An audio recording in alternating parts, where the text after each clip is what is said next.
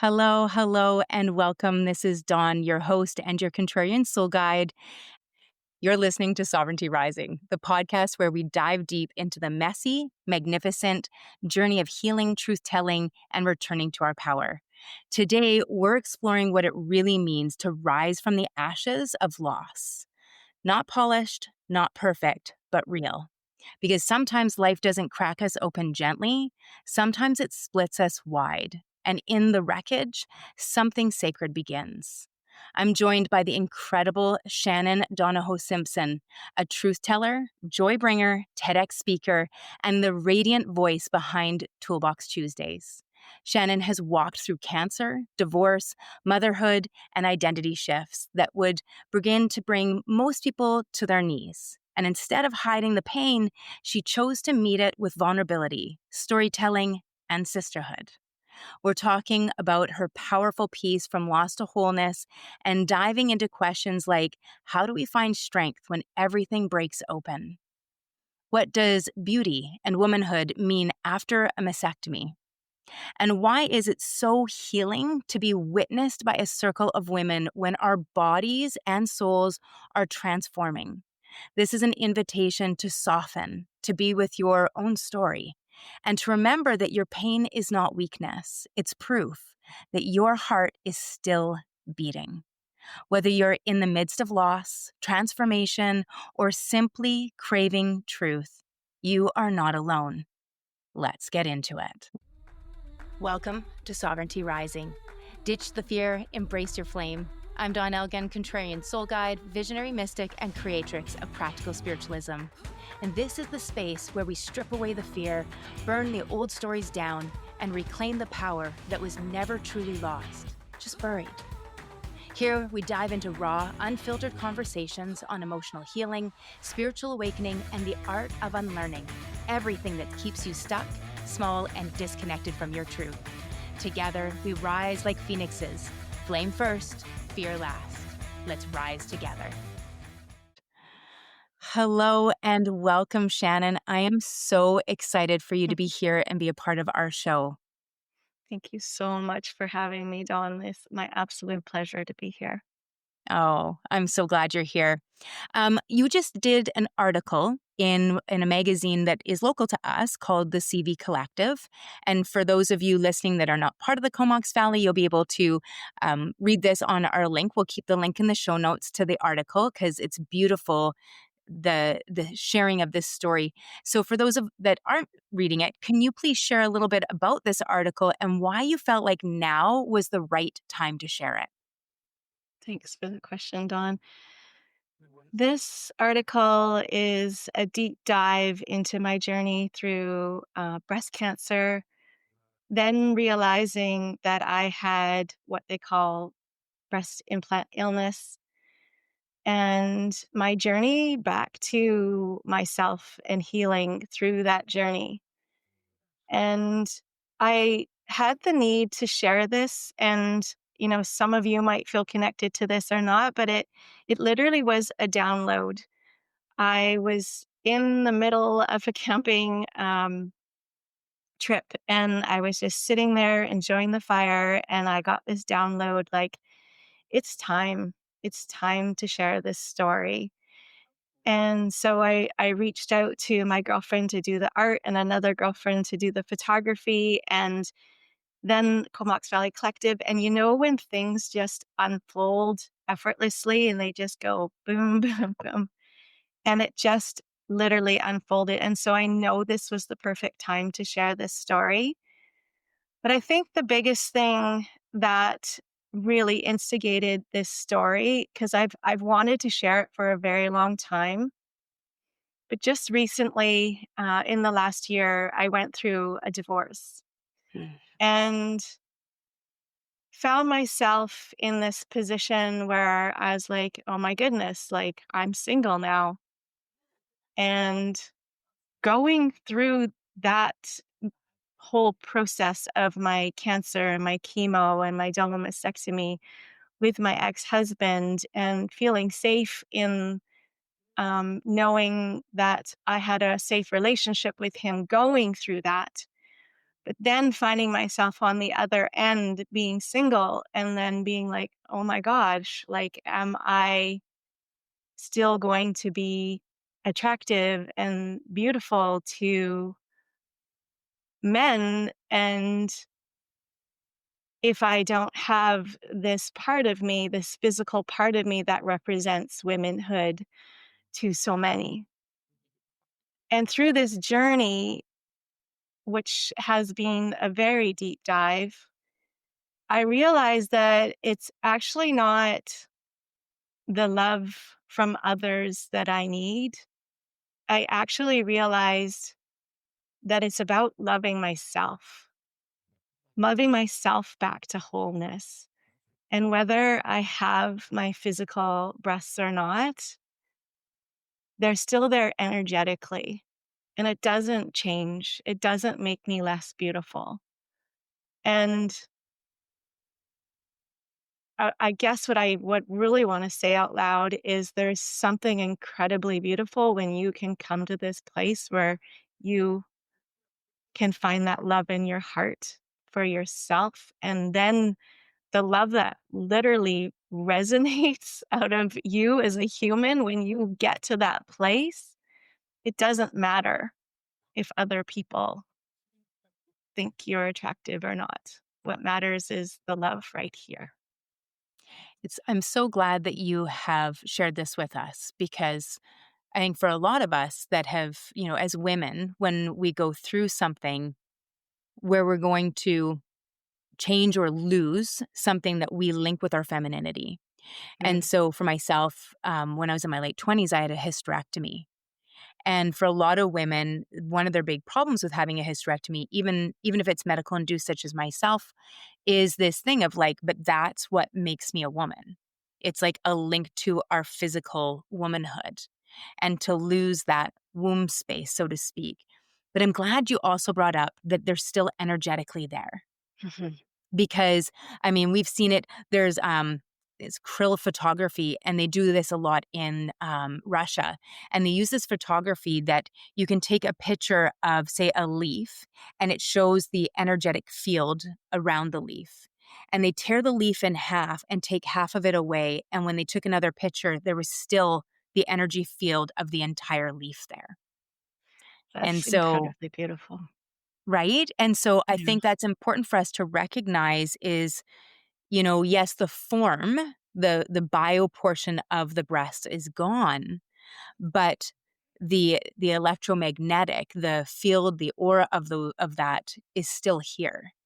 And Mm, so that is so, so beautiful and powerful because it's a big problem for us as women is if we lose an aspect of ourself, what does this mean for me? mhm. I'm so thank you. Thank you so much for sharing that with us. You write about feeling like your life split open when you faced cancer, implants, and your son's diagnoses all at once. How did you begin to find strength in that breaking open? And again, for those that haven't written the article, can you give us a little backstory on that as well? Yeah, so I was 34, turning 35, and I was diagnosed with triple negative breast cancer, which is a very aggressive form of breast cancer. My twins were 1 years old at the time, and my husband was had two broken hands, and my son was diagnosed with autism while I was in the middle of chemo. And it literally did feel like my world was, yeah, I can feel myself being emotional, literally falling apart. Like Yeah. it just felt like cancer was enough, but then all of these other things that were unfolding just didn't make sense. And I just remember at one point being like, how? Like how am I gonna get through this? And there is something, and I've spoken to about this in the article, but there's something beautiful about when you surround yourself with community and when you learn to ask for help, because we're so good at offering help to others, but we're not really great at asking for help. And so I had the absolute pleasure of working with a life coach because I was had the opportunity to have what they call critical illness, which most of you know. So I had some money that came in. And one of the first things I did was hire a life coach that I spoke with weekly. And I remember at the end of every week, I literally felt like I wasn't going to be able to make it. And she would pick me up and just put me right back at the top again. And it was so amazing. And I was connected to this incredible organization out of Vancouver called the Callanish Society, and they do week-long retreats for people with cancer. And I remember sitting in circle with those beautiful women every single Wednesday for 2 years straight, working through my grief around cancer, and then having a website called Helping Hands, which allowed people to bring food to my house like once a week. And so I surrounded myself with a lot of incredible people that wanted to be there for our family and help our family. So I had people coming in helping with the twins. I had people coming in and supporting me. And I don't know, had I not had the bravery to ask for support and help, that I would be here speaking with you today. And so I think that's a really important thing is asking for help. It's what we're meant to do. We're meant to help each other. We're meant to support each other. We're not meant to do this alone. And so at a, I would say fairly young age at 34, I was given the opportunity to really learn what it is to experience what it is to be surrounded by people that really want to support you. That's so beautiful. And you're right. There's so much um, power and beauty in the circle, and when we bring come together in sisterhood. Have you always had close relationships with women, or was this a new experience for you? So, no, I have not. Not until actually, I would say in the last 5 years, I had the opportunity. I mean, when I was doing the circles at the Callanish Society, that was co ed, and I was sitting both with men and women, which was really beautiful to be able to sit in both the masculine and feminine and have both holding space. But also in the last 5 years, I've been sitting in a lot of women's circles and not just circles, but women retreats. And I've started facilitating my own women retreats because I feel like it is so incredibly powerful. One, to say the words out loud, but two, to be witnessed saying the words out loud and to look around the circle and see these heads nodding in, like, knowing that you're not alone and realizing, like, I'm not the only one that's going through this, and these other women are saying, like, "Me too." Like, "Oh my goodness, me too." And then by the time you get around to the last person to speak, it's always the same thing they say. "It's so amazing how I literally feel like I don't even need to speak right now because you all said what was on my heart." And there's just something so beautiful to be able to, like, even just recently, I had my first 4-week series. And at the beginning, they all came in and they were very unsure, and I could feel a lot of anxiety and a little bit of fear. And 2 hours later, they literally were hugging at the door and all walking down my staircase, smiling and laughing. And I just thought the power of women coming together, creating a safe container, and knowing that anything that's on your heart can be shared and be witnessed in a safety, and know that we're not alone. Yeah. It's so transformative. Oh, it's so beautiful. I've had many, gone to many retreats and done circles. And just this June, I was away with one in Greece with one of my coaches. And it was my first full women's circle where, for myself, I often go in a titch guarded. Like I watch to see, like, pick up each person's patterns, each person's habits. And it's a survival response that I have from childhood. And I have a lot of really deep, deep um, feminine wounds, like with sisterhood, and especially like, there's only so much room at the table. So there's an attack that can happen with women. And this was my first experience. I was away. There was 14 of us all together, and where every single person was supportive. And like you said, there was tears, there was support, and people felt heard and you felt seen. And I finished that retreat knowing that a deep wound had finally been healed. Mm. And so I love that you're putting together these circles and these retreats for women, because I think it is so vital and so important. And I think they're important for men too. And so, we talk from this position of women, as a woman that has two sons and a husband that she loves very, very much, that, there's a crisis for men and men's mental health, and men do not feel safe to speak. The rate of suicide in men is far higher than it is in women. And most people don't realize that. And so I love this idea of circles for women, and women getting to support each other and heal that wound. And I love the idea, for those of you out there listening that are men, that we also have circles for men that, can be transformative and heart-centered as well, because I think it's imperative. At the end of the day, most of us want to be seen and want to be heard. And that's something that we're lacking in a society with such a short attention span, and with deep, deep wounds that aren't, we're coping with, but we're not letting go. We're not healing these. So that's so, so beautiful. Thank you.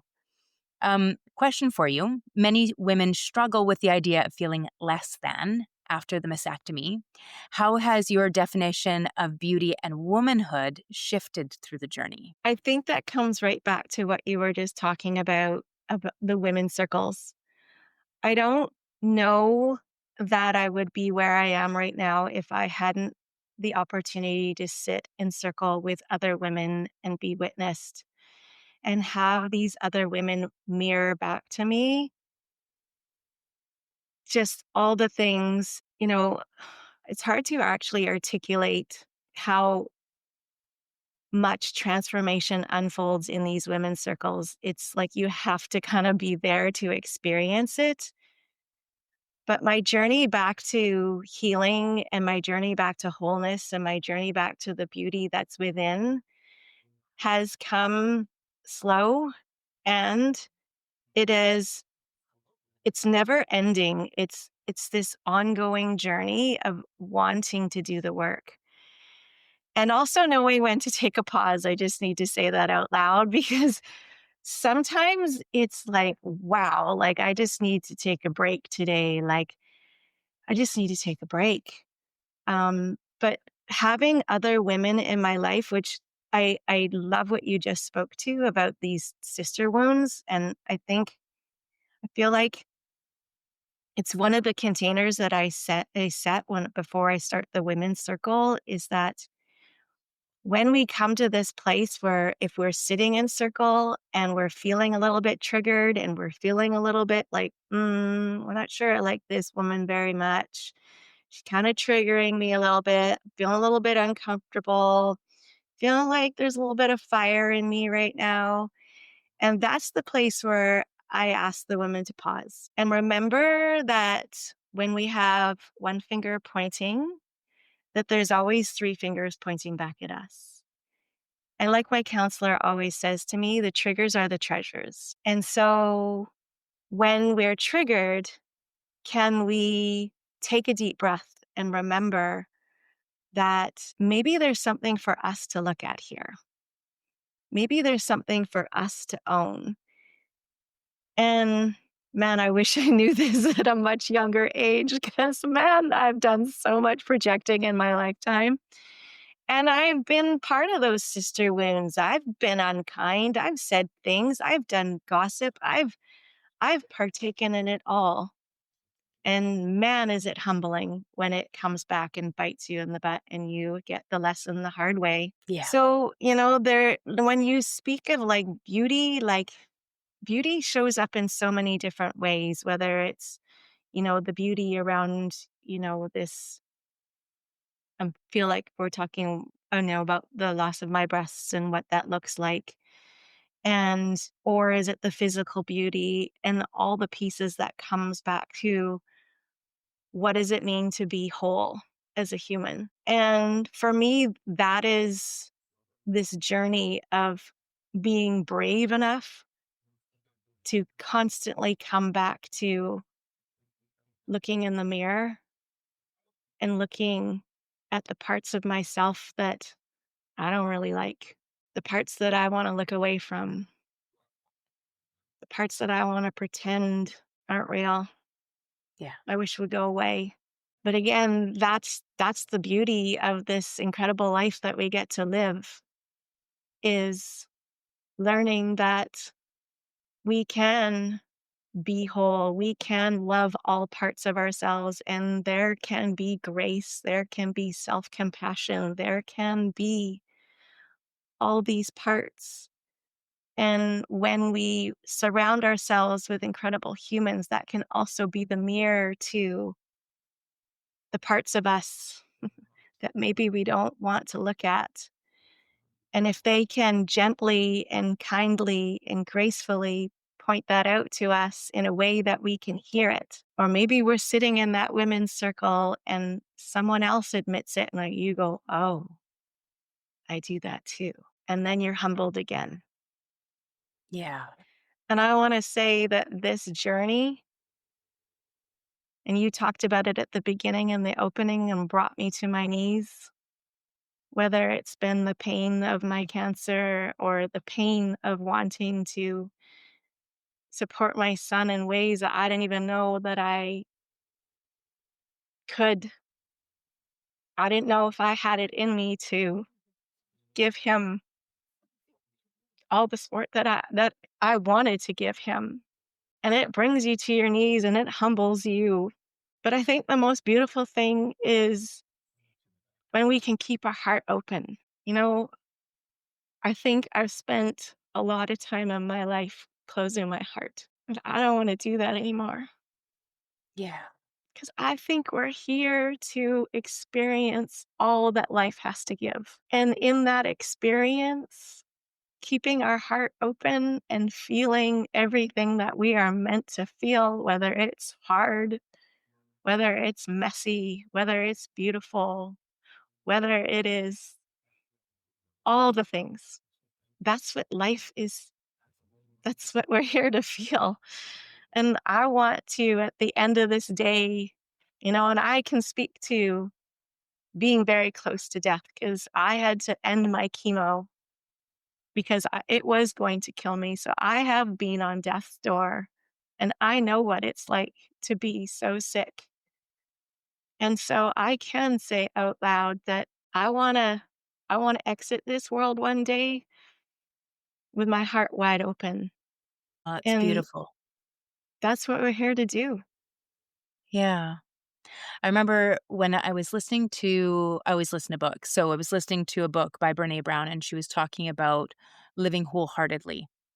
I think it was in her Daring to Lead and this value. And I was just exploring heart work. Had worked with a coach. I've talked about it before on the podcast. I worked with a coach and did 4 sessions with her specifically on getting into my heart because I was so intellectual and so in my head. How do I get back into my heart? And when I got into it and started doing a lot of the heart healing work, starting to understand the power, for most of us, we protect the heart. Subconsciously, we create these blocks and guards. And we do this as a way for safety and survival. It's not like we do this to harm ourselves or others. And for myself, I had such a thick and dense heart wall to protect myself. The warrior was always on. And when I was actually at the retreat in June, we were talking in circle and I said, we're in the season where the warrior gets to rest. And so as women, we sat and talked about that. And I was like, it's time for the goddess to rise. It's time for us to step into, the realm of the sovereign queen. And to do that, the only way to become a sovereign queen instead of a dictator is to open the heart. And so to get into this place where we have this energetic expansiveness. And if you haven't listened to a lot of my podcasts before, people, one of the things I talk about is, the bioelectromagnetic field. And so we all have a bioelectromagnetic field.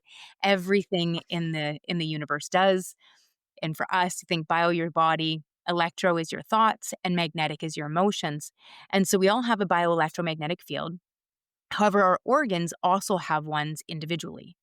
And the heart has the largest of any organ. And it expands at over 15 feet in diameter, measured, probably much larger than that, but based on our own measurements. So scientifically measured, the heart at over 15 feet in diameter when it's in a state of joy or love, when it's open. And just like a rabbit that, senses a predator, we close. And what happens for a lot of us is we get stuck closed or stuck only open a little bit. And so we're in that guarded place. And that's the feeling that you get if you think when we're in with people we love, you walk into a room, you're like, oh, I just love their vibe. And then when you're with somebody whose heart's closed, you're like, I don't know, it's just hard to connect with them. Or even maybe, she's really cold. And so I love that you bring this up because we are designed, health and vitality is increased by our heart being open. And when we protect our heart and guard, we actually decrease our health and vitality. And so, how important this is for each of us to do this work of heart opening just for our own health and vitality, but then also how that ripples out, because that also means anybody within a 15-foot radius of you is being affected by your energy. And so when we think of it from that point of view, what are we rippling out into the world if we open our hearts up? So I love that you bring this up as part of your legacy to leave this world as a person that's put that type of an imprint out there into the frequency, into our world. That's so beautiful. Thank you. Thank you, Dawn. Um, One of the things I was curious about, so in the healing ritual you created with henna photography and your circle of women that is so powerful, why is it important to be witnessed that way? I love this idea of the henna. Tell us about this. Yeah, so it was interesting because originally I thought, I'll get Mel to do the art and I'll get Meredith to do the photography. And then all of a sudden it just was like, oh, it doesn't make sense to do this without having women come and witness this all unfold. And I I'm so glad that I did because it was actually the first time. So what happened was as Mel was literally painting on the or drawing on the art and Meredith was photographing, I got to actually speak my story out loud from start to finish as these my four great good friends were witnessing for the very first time. And the tears that flowed not only from my eyes, but from my girlfriends. And it just was an incredibly powerful and healing night. Like I can't even put words to what unfolded that night. But it wouldn't have been the same if I had just done that art and had Meredith photograph it without actually having those women there to witness me and then being able to speak my words out loud. It would not have been the same experience. Oh, And again, it just brings me full circle back to the importance of having us the opportunity to sit in circle, whether it's women's circles, whether it's men's circles. And there's actually quite a few men's circles here in the Comox Valley, like quite a few men's circles. Like it's actually surprising, alarming how many. I think there's actually more than women's circles. It's incredible. wow. So I just it just was so much more impactful and healing to be witnessed Yeah. by my friends through this beautiful process. Mm. And Oh, you'll see that's, that actually in the picture, yeah. if you go to the collective, because it's literally this beautiful picture with all these women's hands all over my body. And like, if you could see, like, a picture, say a picture speaks 1,000 words, it really does speak 1,000 words. I Oh, mean, it speaks community, it speaks safety, it speaks beauty, it speaks so many things in one picture. oh, I love it. And for those of you listening, so you'll be able to see that the link will be in the show notes. And if you pop over to practicalspiritualismco.com and go to the blog, you'll also see a link there and the photo of that and photos of of Shannon. So we'll have all of those pieces sitting there for you so that you can read through it and see all those photos. That's so, so beautiful. I love this. Now, you said your body is not wrong and your pain is not a weakness. Can you unpack what that means for you and for other women that are listening? When you ask me that question, I go right back to the beginning where I was diagnosed with cancer, and cancer stops you in your tracks. It really does. And for the first time in my life, I was forced to stop. And I've spent a lot of my life being very busy, filling every little moment and every little space, trying to prove that I was worthy, that I was enough. And cancer forced me to stop and slow down and reflect. And having the opportunity to do that at a very young age with young children, again, it makes you have a different lens of life. You know, not everybody has the opportunity to have a life-threatening illness at such a young age. And I think for me, it was an incredible gift to have the opportunity to go through cancer at such a young age. And I'm forgetting the question that you asked That's okay. specifically. That's okay. Your body's not wrong and the pain is not a weakness. And I just asked if you could unpack what that really means for you. This idea that your body's not wrong and pain's not weakness. Well, and yeah, so I'm on the right track. You are. So when the body says no, which, if you've had the opportunity to read that book by Gabor Mate, that was the very first book that I read when I was diagnosed with cancer.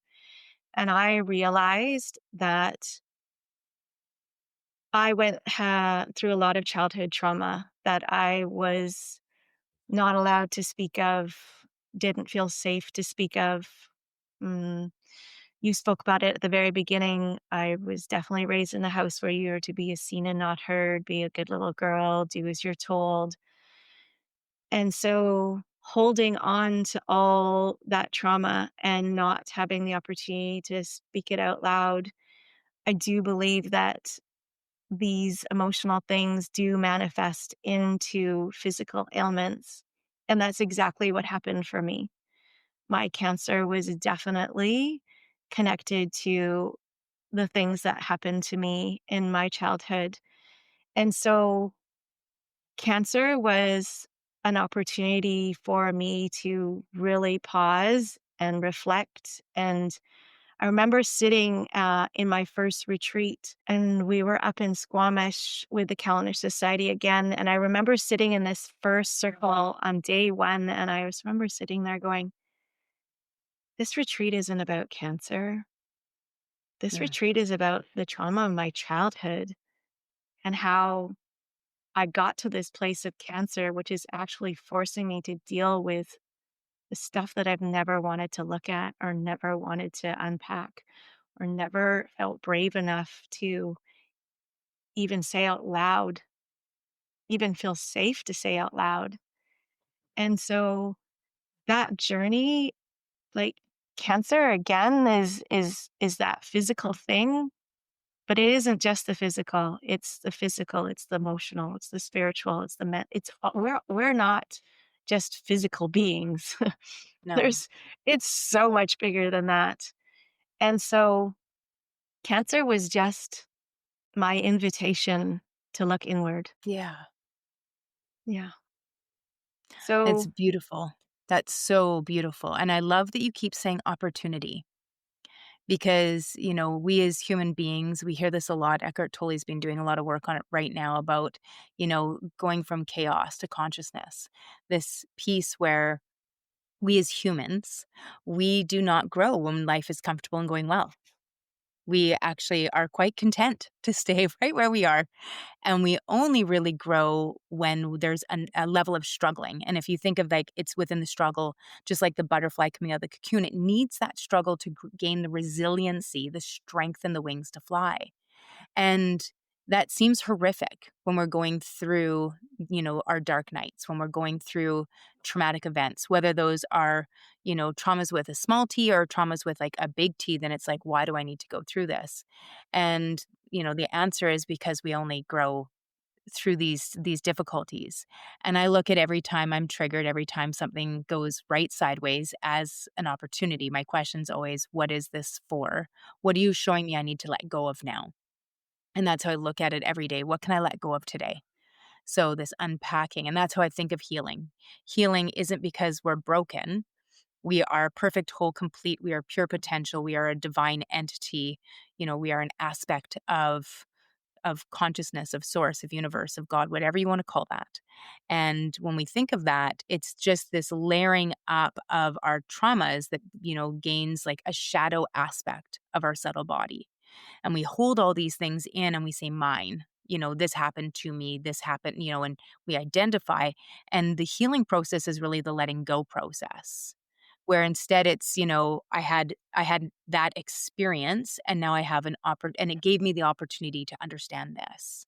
Like I wouldn't, work with women and be so big on, re-empowerment and the reclamation of your power if I hadn't gone through a life of people trying to take mine. So, mm, how that, the birth of those opportunities comes through for us. So I love that you keep saying the opportunity. Such a powerful statement. yeah. And it wasn't always my language. I feel that. I spent a lot of years in victimhood but yeah, like we don't get to these places unless we go through these dark places. And I've had like that word again, I've had the opportunity to go through a lot of hard things in my life, but it's brought me right here, like right here today, and that is so incredible. And I think, you know, and I've said it before, like, I don't know the joy that I experience in my life now, even with the hard things that I'm still moving through, is a joy that I can't even put words to. It is like nothing I've ever experienced before. So I think it's that we really need to go through those hard things to be able to come on the other end and experience the joy and the beauty and all that life has to give and all that life has to offer. But sometimes we have to go through the muck. Yeah, absolutely. Oh my goodness. Now, for women or anyone walking through their own loss, transformation, or illness, what message of hope would you want them to carry with them? I think what's on my heart is that when we stop looking outside of ourselves for the answers, there is something so incredibly freeing about that. When we can trust ourselves and love ourselves and know that everything that we need is right here within. And I think the other thing that's I really want to share, and I've already said this out loud, is being brave enough to keep our heart open, even when we want to close it. And that doesn't come easily, but being brave is it's like a muscle. We just have to keep trusting ourselves and keep putting one foot in front of the other. And then we can sort of stand there and look back and go, wow, like look what I've done. Look where I've come. Like, look how far I've come. It's so incredible. And so I would say surround yourself with beautiful people. Trust yourself. Keep your heart open even when you want to close it. And keep putting one foot in front of the other. There's just so when we can believe in ourselves and love ourselves, the magic that unfolds, it almost doesn't make sense sometimes. It's incredible. It's incredible to see where we can be and where we can move towards when we have that trust that that beauty is within.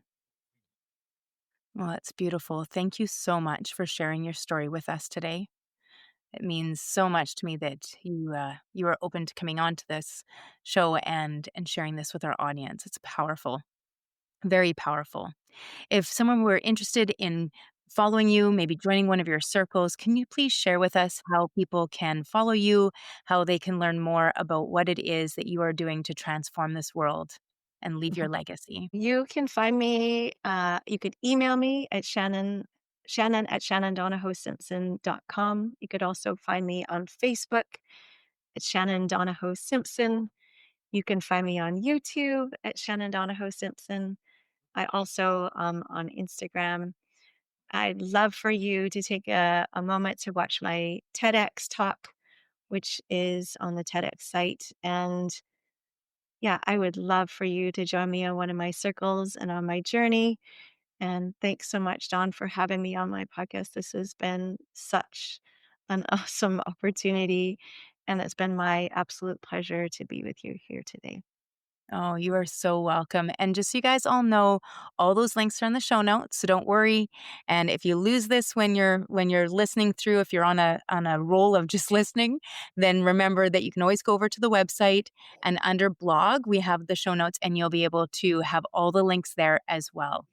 Thank you so much, Shannon, for being with us today. I am so incredibly grateful to get to share space with you. Thank you so much, Dawn. My pleasure. You are not broken. You are not too much. You're remembering who you've always been. And this journey is just getting started. If today's episode lit something in you, hit follow so you don't miss what's coming. And if you're feeling it, leave a review. It helps with more soul-led women find this space. Want to go deeper? Come find me on YouTube, Facebook, our private Facebook community, The Awakening Circle, Instagram, TikTok, or at our website, practicalspiritualismco.com, for all the ways we can rise together. Not to worry, all those links are in our show notes. Until next time, stay sovereign, stay bold, and keep that fire lit.